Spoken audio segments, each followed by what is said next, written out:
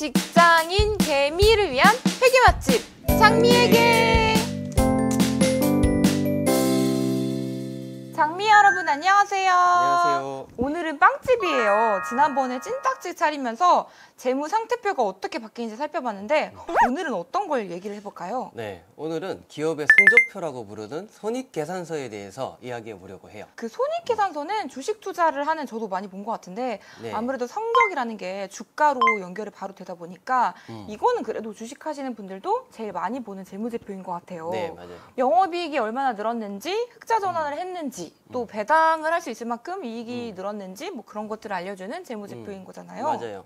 하지만 또 손익계산서를 자세하게 뜯어보면서 투자하는 장미들은 또 많지 않은 것 같아요. 또 쉬워 보이지만 꼭 짚고 넘어가야 될 개념이 있어서 약간 생소한 말이 나오더라도 같이 살펴보면 좋겠어요. 또 우리가 오늘 제빵사 컨셉을 잡았으니까 네네. 이번에는 장미빵집 차려서 손익계산서가 어떻게 생겼는지 한번 네. 살펴볼까요? 네. 자, 우리 맨 처음에 그 수익하고 이익이 어떻게 다른지 살펴봤죠? 네, 그때는 수익이랑 이익이랑 비슷한 거 아니냐고 제가 헷갈렸는데 네. 물건을 팔아서 번 돈 자체는 수익인데 거기서 이제 이 물건을 만드는데 내가 쓴 투입한 비용이 있으니까 그렇죠. 그거를 빼고 남은 게 이제 이익이라고 정리를 해주셨죠. 네. 맞아요. 그 손익계산서는 그런 수익과 각종 비용들을 정리하고 남은 돈이 얼마인지 그거를 딱 쭉 정리한 표라고 이해하시면 돼요. 네. 뭔가 팔아서 번 돈, 이게 매출액 또는 수익이고 이 모든 이윤의 원천이 매출액에서 발생하는 것이니까 모든 기업의 손익계산서의 맨 윗단에는 매출액이라는 게 딱 자리하고 있는 거죠. 그럼 만약에 우리가 이 빵 비유를 하고 있으니까 10,000원짜리 빵을 만약에 1,000개를 팔았다. 이렇게 하면은 장미빵집 손익계산서에 네. 매출액이 1,000,000원 이렇게 그렇죠. 딱 위에 생기는 거네요. 자, 이렇게 수익이 생겼으니까 이제 각종 비용들을 기록할 차례죠. 그래서 손익계산서에서 수익은 그 기업이 매출액을 만드는데 직접적으로 관여한 정도가 큰 순서대로 기록을 해요. 그래서 빵 1,000개를 만드는데 네. 직접 기여한 거라면 뭘까요? 일단은 뭐 밀가루 이 재료 그렇죠. 값이 좀 들 것 같아요. 밀가루, 뭐 달걀, 뭐 우유, 뭐 이런 그렇죠. 재료 쓸 원재료. 것 같아요. 네. 원재료 사는데 비용이 들어가고 그 다음에 또 이걸 누군가 반죽을 해가지고 제빵 기계에 넣어서 구워줄 제빵사가 또 필요하겠죠, 그죠? 그리고 이 제빵 기계를 또 큰 돈 주고 들여왔을 텐데 네. 빵 1,000개를 아무래도 만들다 보면 뭔가 기계가 마모되는 게 있었을 거 아니에요. 감가상각되는. 그렇죠. 유형자산이 마모된 비용, 이런 네. 감가상각비라고 하는데 이런 것들이 1차적으로 매출에 기여한 비용이라고 해서 매출 원가라는 항목으로 들어가요.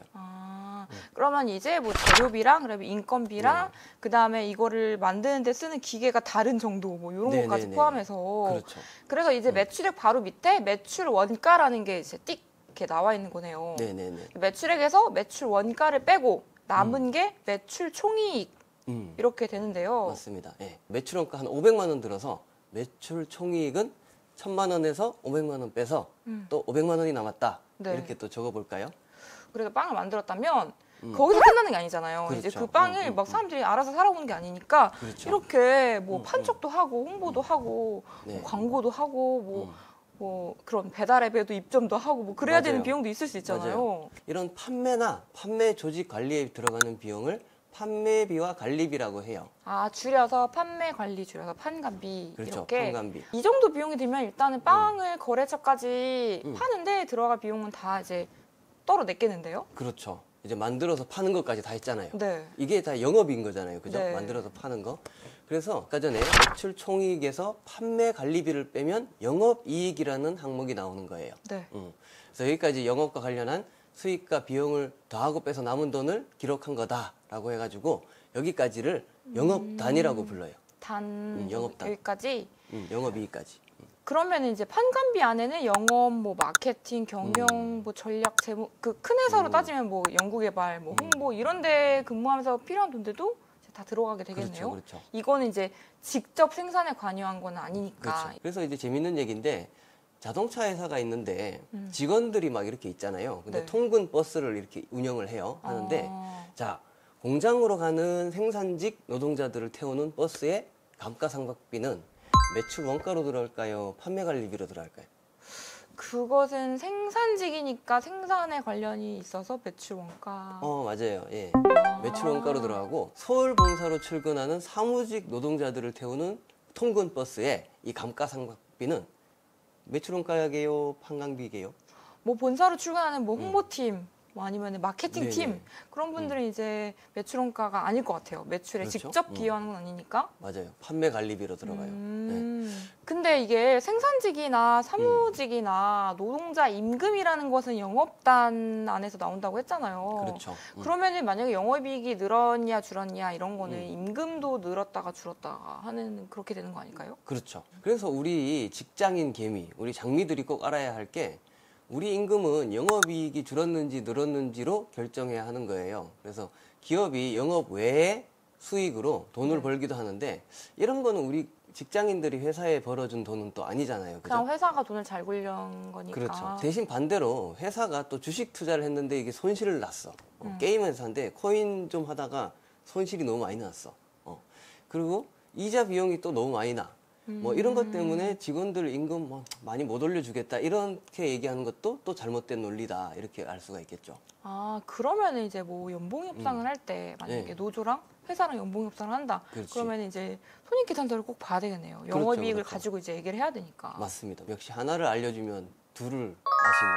자, 우리 장미빵집에 판매 관리비로 200만 원을 써서 네. 그러면 요 계산서를 딱 보면은 영업이익이 이렇게 300만 원 이렇게 났다 이렇게 또 써보죠. 그래서 영업이익 아래쪽 부분을 영업 외단 그죠? 영업 밖에 있다 그죠? 영업 외단이라고 하는데 영업의 손익을 기록한다라고 합니다. 주식에서 손해 보거나 대출 이자를 냈거나 뭐 이런 것들은 영업 외에서 발생하는 비용이다. 그래서 영업 외 비용으로 기록을 합니다. 그럼 만약에 이번에 큰 빵 만드는 기계를 들여와야 돼가지고 네. 그걸 사느라고 돈을 빌렸는데 그 돈 빌리느라고 뭐 이자를 내야 돼. 그러면 그것도 이제 영업에 거기에 들어가는 게 되겠네요. 네네. 우리 장미들이 주식 투자하는 것도 결국 이런 거잖아요. 영업 외 수익을 늘리려고 네네. 이제 재테크를 하는 거니까 회사 단위에서도 이렇게 재테크를 계속 하는 네네. 그런 거겠네요. 그렇죠.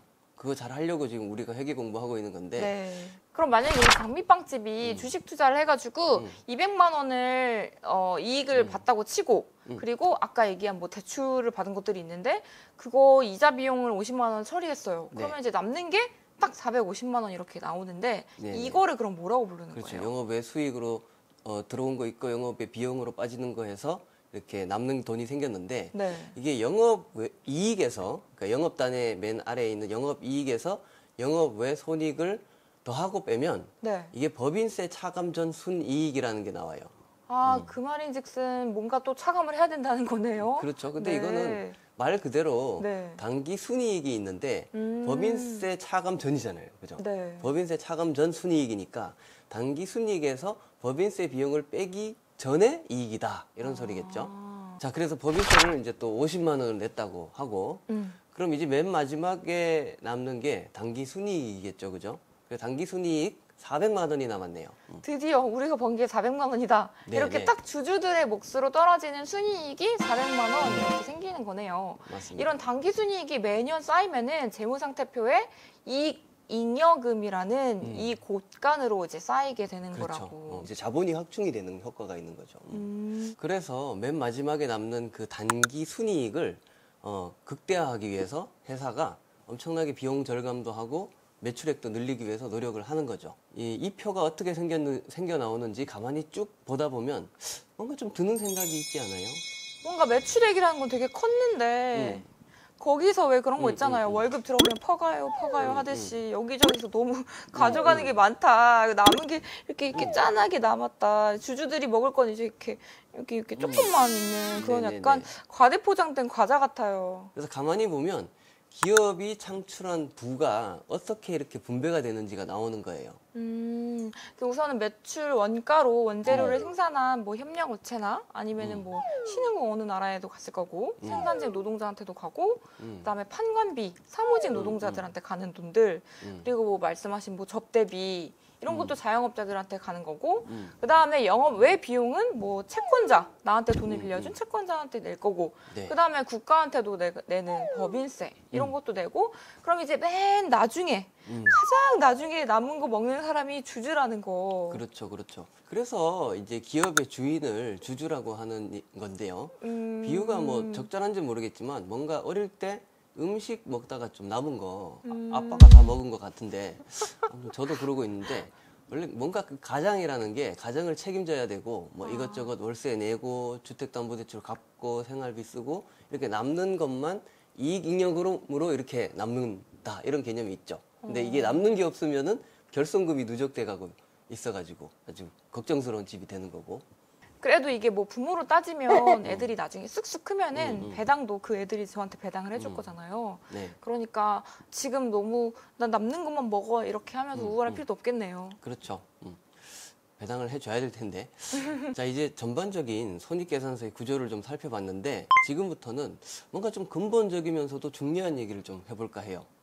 여기 손익계산서에서 이제껏 얘기한 그 수익, 즉 매출액은 언제 기록하는 걸까요? 손님이 와서 빵을 사잖아요. 그러면은 손님이 빵을 저한테 돈을 주고 빵을 가져가는 게 동시에 일어나잖아요. 그렇죠. 근데 만약에 이걸 뭐 대량으로 계약을 하게 되면은 빵은 오늘 드렸지만 돈은 나중에 주고 네네. 이럴 수가 있을 것 같은데 그렇죠. 그러면은 돈이 들어온 시점? 흔히들 근데 그렇게 생각하기 쉽지만 회계에서는 이 현금이 들어온 시점이 아니라 매출 거래가 발생한 시점. 그러니까 빵을 그 거래처에 납품한 그 시점에 매출을 기록한다 이렇게 해요. 그러면은 뭐 마트나 편의점이랑 납품을 하자. 이래서 네. 납품을 하십시다. 이렇게 하는 그 시점. 그 시점에 딱 매출액이 생기는 거네요. 그렇죠. 현금 나중에 받더라도. 아. 그래서 나중에 받을 현금, 네. 일단 외상으로 물건부터 주고 나중에 받을 현금은 이제 채권이다. 받아야 될 돈이잖아요. 그죠? 네. 그걸 가지고 매출 채권을 갖고 있다. 이렇게 얘기한 거죠.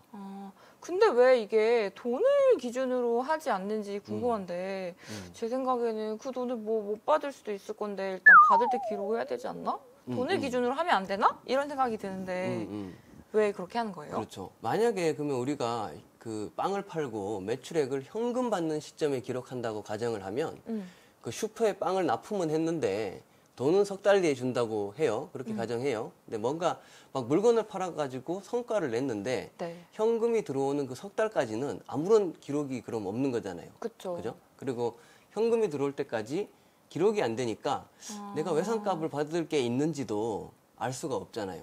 그러니까 기업의 경영 성과도 잘 알 수도 없고 금전 거래에서 채권 채무 관계가 어떻게 발생했는지도 잘 알 수가 없게 되는 거죠. 좀 더 그게 꼼꼼하게 기록을 하려면은 그렇죠. 그렇겠네요. 근데 주식 투자만 하는 우리가 이런 개념까지 알아야 네네. 될까요?